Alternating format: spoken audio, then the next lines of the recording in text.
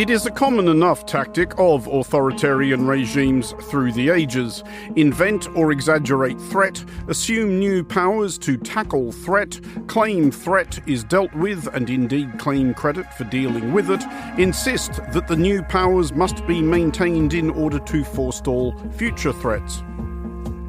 Given that the human condition is usually to prefer safety or the illusion of it to freedom and the risks that come with it, this usually works.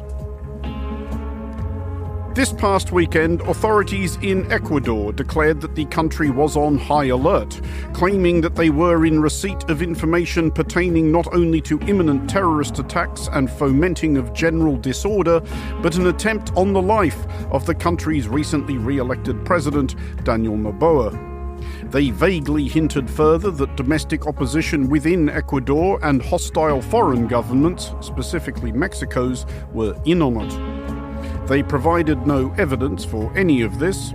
They also claimed to have taken what they portentously described as measures to neutralize these hazards. They were a bit sketchy on the details in this regard as well. Listeners in Ecuador, or indeed listeners anywhere, would not need to be in the advanced stages of paranoid delirium to find this all somewhat suspicious.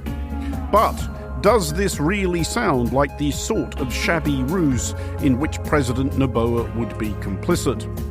Short answer, yes. Longer answer, coming right up.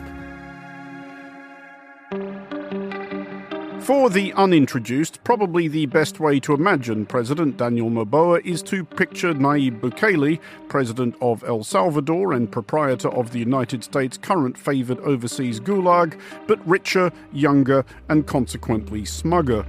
Despite and or because of the apparent similarities between him and Bukele, Noboa reportedly bristles at the comparison. President Noboa is the son and heir of Ecuador's wealthiest individual, billionaire banana tycoon Alvaro Noboa, himself a perennial, if perennially unsuccessful, presidential contender.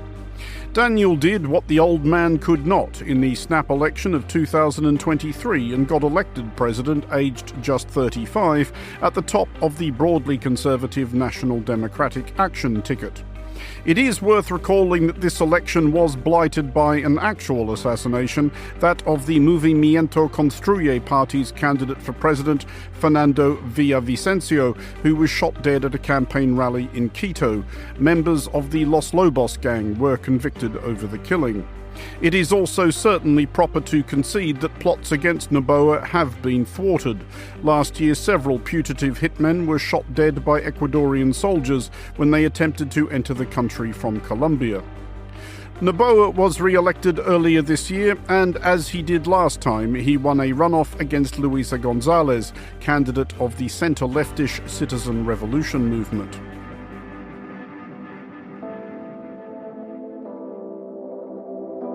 Noboa, like Bukele, ran on a promise to address his country's chronic violence.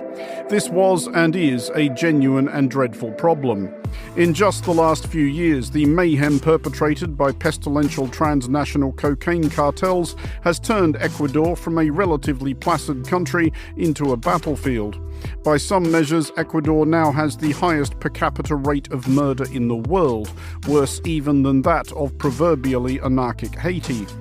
Just this week in Ecuador, 12 people were killed in a small town in Manabí province when gunmen dressed as police and soldiers opened fire on a cockfight.